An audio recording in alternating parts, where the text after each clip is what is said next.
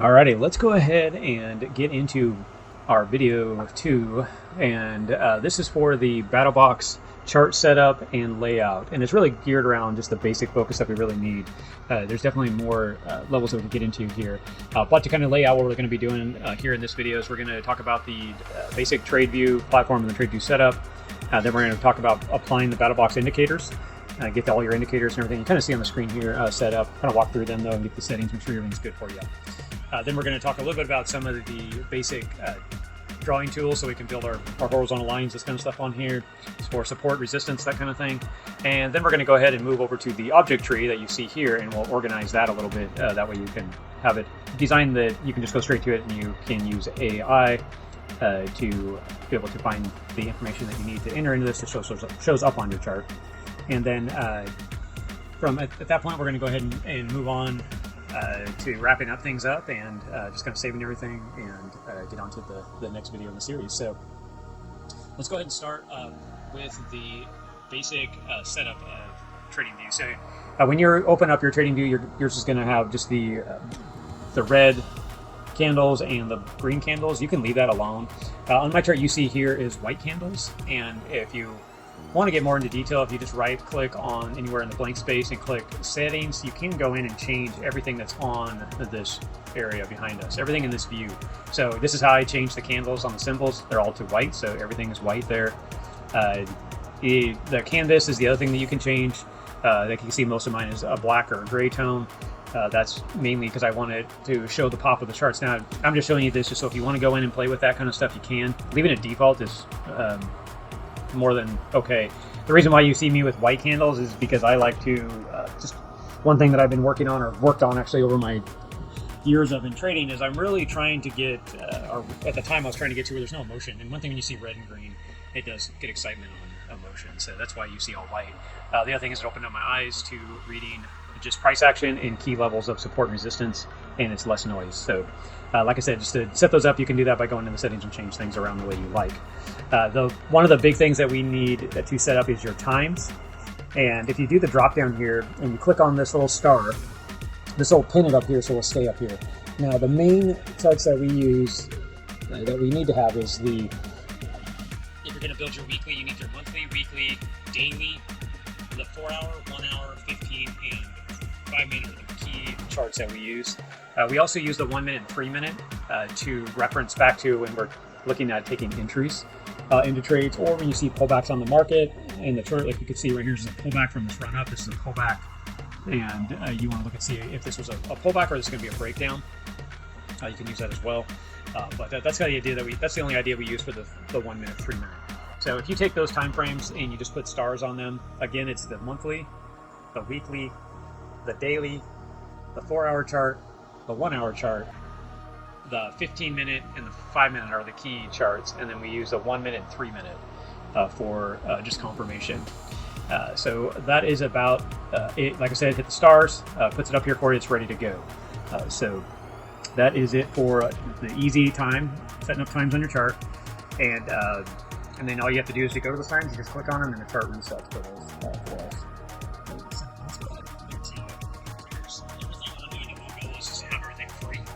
That's our goal here in trading, is to use tools that are already provided. And there's always a better indicator, always a new flashy thing. But the nice thing is if you learn how to read charts, look at key level support resistance and some key free indicators, really you can kind of go to any chart and the concept's the same consistently across the board. So let's go ahead and I'm going to go through these indicators, and then I'll go ahead and talk about some other stuff that's on the charts here. So we have indicators right up here on the top. And if you click on it, it'll pop up a box here, and yours may not have anything in favorites yet if you haven't clicked that little star. So you can search for any indicator that you need or are looking for. And right here on this first indicator is RSI. So you just have to type in RSI, and we're looking for the relative strength index. And so once you can see it's under technicals, here it is. Once you click this little star over here, all the stars are right over here on the left. Once you click on the star, it'll put it in your favorites, and then you can always get to it if you accidentally delete it. Now the other thing is, I'll point this out since it's on the screen. We type in RSI. You can see down here this indicator in between the MACD is called the Stoches. So stochastics of the RSI with divergence. That's what we're looking at adding. This just gives us a little bit kind of direction we're going to go in. Are we still in the pullback? We're going to wait for this to get down to the bottom or top to look again a trade. So you can go ahead and add that one to the chart as well. And then the MACD is this middle one here. So we'll go ahead and type in MACD for the MACD. Now we want the moving average convergence divergence. So go ahead and click on that. You can see that I have other indicators as well. You don't need any of those, so don't worry about looking for them. These are actually custom indicators anyway, so you won't be able to find them. But the one you're looking for is under technicals also. Once you click on it, obviously it's going to show up under your favorites for you, so you can have it ready to go. Again, none of these have been changed. Everything stays default, so you don't have to worry about changing it. Now this last one down here is a volume indicator that we have built onto the chart. And so to go ahead and find that one, you can just type in VOL, and the rest of it, you can see it here on the screen right down here. So it's the volume standard deviation alert GUS. Basically, again, this is all standard. I didn't mess with it. All we're really doing is just looking for energy that comes into the candles when they move through resistance. Very simple, very easy. We just want to make sure we can't just use the standard volume indicator. You want to use something that's averaging them out. So again, you can just type this in, this volume standard, and click the star and add it to your favorites. So that will take care of all these indicators. Like I said, there's no change to them. So you can go ahead and just add them all there, and you're good to go. So if we go on to looking at our chart here, let me move this over to the side here. You can see these lines on the chart, and you might want to know how to add those on there. So those are the CBC Space 5MA moving averages. 5 moving averages is what we're looking for. So as you can see, that's part of the community. This is an outside person that's created these. You can find any moving averages you want. The reason why I like this one is because you can add up to 5 of them. And mine, I just have the 21 and the 200 on here, which is the only thing I have done is I changed my colors. My 200 is yellow and my 21 is white. So that is it for that. The color changer, we do have a video and where to get this indicator. This is something you would have to install if you wanted to. There's a whole video on how to install it. I'm not going to go into it here because you don't really need to use it. It's just it's more of an advanced tool that I would have in another video for you. So that is about it. These other lines that you see on the chart, all they are is I'll show you here once we get into the object tree for those. So we'll go ahead and go into that later. But the last thing is a tool that you'll want to use, and it's over here in this section here, and it's just part of the projections section. So if you click on, it's the 1, 2, 3, 4th one down on the icons, click the little arrow over, opens the box, and then you go down, and if you click the little star, it'll put it up in the box that you see up here. It's sitting right over here, but it's called the Fixed Range Volume Profile. This is a tool that I'll talk more about here when we start working on the object tree over here that I'm referencing to, and we'll talk about how to set that up on your charts here as well. And there is some adjustments that we need to make to it. So once you add it to the charts, I'm going to go ahead and show this to you now. You can right click on it and go to settings, and then inside settings, the only thing you're really going to want to change is the row size. You're going to want to change it to 150. And then also you're going to want to come down here and check these 3 boxes, the VAH, the VAL, and the POC. You can change yours to match mine. Just if you were watching the videos and looking at reference points, you're always going to see my high is red, my low is blue, and the middle control is yellow. So that's it for the settings on that indicator. So go ahead and close that out. And that will take care of all the indicators for your chart. Your chart will be set up like this. Now, if you have the free version, you won't be able to add all these indicators.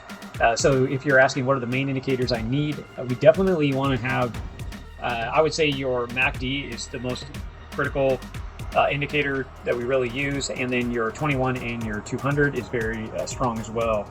So those are the 2 strong indicators that you're going to want to have on your chart. If you can have more than 2, if you're paying for it, which I would say if you're really going to get into trading, this is a great tool to be purchasing, at least the next tier up, so that way you have a little bit more room to build the data that you're looking for, and to let you save and do a lot more with the charts. I'm not going to get into it here, but you can do a lot more. So then if you're looking for other indicators, you're really, it's kind of push or shove here. I'd say RSI over Stoches, and then the Stoches would be the last thing I would add if you were kind of looking at which one do I need more than the other. So that is about it. Once you get all these added on here, then you can go ahead and hit save on your chart up here, or do the drop down and click save layout. That'll put everything into play and ready to go. So let's go ahead and move in now into the tools and structure. So I'm going to go over here to the setting up the horizontal lines. And the horizontal lines are very easy. If you just go over here to the first icon here and do the arrow over, what I like to use is the horizontal line where it has continuous lines. So it goes forever right and forever left on the chart. So we're going to click on this, and then we're going to add 5 of these on the chart. So you can just click it again and just keep adding them to get up to 5. And once you get 5, that'll get us enough to be able to build out our key areas. So once you get 5 lines on here, I'm going to go ahead and show you how to do this here in a minute. So let's go ahead and add these 5 lines here, and we'll go from there. So there's 3, there's 4, and there's 5. Now yours might not look like mine. You can see up here they have the different settings. You can click on yours might just come in white, and the other thing is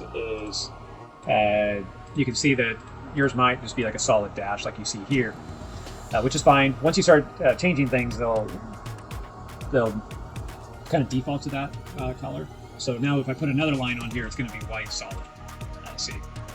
So don't worry about that right now. We're actually going to go through and I'll help you set these up. The reason why I put these on here, so now we have these key levels on here as well. The other thing is I'm going to go ahead and click on the fixed range volume profile. It doesn't really matter where we click. I'm just going to click in one spot and then just go over somewhere and click again. And really all I need to do is just get this put on here. So it's right here. I'm going to go ahead and move this up so it kind of lines everything up. And that is it for now. We'll go ahead and get into more detail here in a minute, and we'll start to explain how to lay those out. So these are the key levels that we're going to build. You can see if we put mine back on my chart, you can see these colors that are on here, and some will have dashes, that kind of stuff. Those are all key areas that I'll show you how to set these lines up in order for you to take advantage of these as well that we're going to use in the future. So let's go ahead and move on over to the object tree now that we have our basic indicators and lines and everything kind of drawn on the chart real quick. And what I'm going to do is I'm going to click on the first horizontal line, and I'm going to come down to the bottom here. I'm going to hold down my shift key on my keyboard, and I'm going to click again, and you can see it selected all of these. And then I'm going to go up here to the folder, and I'm going to click on it. I'm going to create a group for all these drawings here. And as you can see, I already have this created right down here. You can name it whatever you like. I have mine named the daily key levels. So you can name that if you choose to. I'm going to go ahead and put that on here. I put one in front of mine just so I know that it's just an extra one now, because I already have my charts obviously built and ready to go. So out of these horizontal lines, you're going to want to name them the same way you see mine down here. I'll go ahead and turn this back on so that way it's easy to see them. So you have the 5, just copy basically what I have here. The breakout trigger, you would rename. So to rename it, you can right click on the first one and then just go down to rename. The other option is you can just click basically twice on it, and it'll make it so you can type in it. So then once you have it available to type in, you just type in the breakout trigger, the breakdown trigger, the daily support, the daily resistance. Looks like I'm actually missing one. I said 5, looks like you needed 6. So that's an easy fix. We'll just go ahead and go grab one more. And as you can see, it's not inside the box here. So I'm going to go ahead and click it, just drag it down inside of there, and it added it for me. And then I can drag these anywhere I want inside of here as well. So you can rearrange them so they match this order. The reason why I use this order is because when we start using AI and start getting key levels, this is where you're going to want to enter those. So once we get all those created, what I'm going to do is I'm going to click on each one of these, and I'm going to show you the settings in here so that way if you want to match my chart, you can. So I'm going to go over to Style. You can see on the breakout trigger, mine is green. And if I click on the color, so yours might be a different color like we were talking about before. If you click on it, you can change it to this green. You can see that I chose a little bit fatter thickness, and I kept the line style as solid.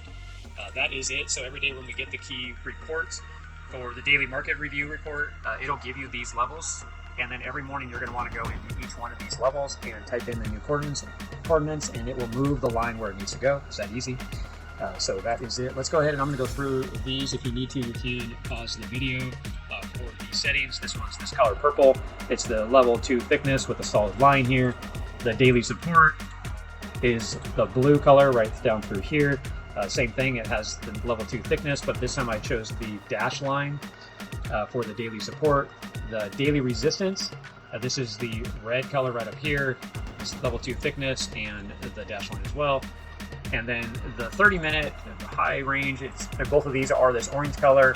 They're both the thickness, and they're both have the dotted option chosen. So just to keep it consistent here, I'll show you this one as well, even though it's the same. And you can see all the settings are the same for the low range. Today you can see that the breakout trigger and breakdown trigger and the 30-minute high and the low actually all sit on top of each other right here. So you're getting a little bit of, I guess, overlay, right? So they're just getting covered up by the other one. So that's it for the daily level review, or levels for you, the key levels. And then all you have to do is you can make them a little smaller so it's easy to see. And if you don't want to see them on the chart, if it's getting kind of busy there, you can just click this little eyeball and they're gone. So that's it. I'm going to go ahead and remove this level since we created it. And you can see I have the FRVP down here already created. So I'm not going to really spend the time. I showed you how to create them already. You can easily make your own. I do have 3 key volume or fixed range volume profiles. I have the weekly fixed range, the 4-hour fixed range from the 3 a.m. to 7 a.m., the 24-hour fixed range. And you can see once I have these built, I labeled them and I put them in a folder. And I showed you how to put it on the chart here and then change the settings. Once you put them on there, you can rename them as you see fit. And then you can copy it if you want, or you can add more. It doesn't really matter. You just are putting them on the chart. As you can see, they are popping up here, and you can start to name them out as you need, and then put them in a folder like I showed you, and you can see this is the folder layout. So the only one I'm going to show you that's different in settings is the weekly, and the only other thing we did in the weekly is in the inputs we check the extended right. So just to clarify, the other two, the 4-hour and the 24-hour, if I click on those and go to the settings, go to the info, you can see I did not check that box. So, and you can see why I didn't check it, because it basically stops from the 2 points that you choose on your charts. It does not let these lines continue past, and there's more reasons behind that, but that's just letting you know the settings and how they're laid out on the chart. So we'll go into more detail once we actually start taking advantage of trading and why we have all this set up the way we do. But as of right now, that is all you have to do for laying it out. You can organize your chart in more detail if you decide to, and do more stuff as needed. The object tree, you can do a lot more with it, and if you want to learn more about TradingView, there's more details that we could go into in later videos, or a lot of videos already online in that case. So once you get everything all done on the object, everything we already talked about inside of the indicators, you're actually all done. Everything is done at this point. You can go up and make sure you save your charts, so if something happened, you don't lose everything you just did. And then, like I said, there is a more advanced series that we could go into, creating some more information on quad view. I'll just kind of skip over to it real quick. You can build these kind of things, so you don't have to. You can see everything at once. It looks noisy and busy here, but we'll go ahead and go into more advanced videos in that area. So that is about it. So once the setup's complete, make sure you save, and then be ready to follow us in the daily market recap and applying the battle box logic to confidently on any time frame. And in the next video, we'll walk through how to mark your support and resistance zones and prepare for your charts for trading execution. So we will see you guys in the next video. Thank you, guys.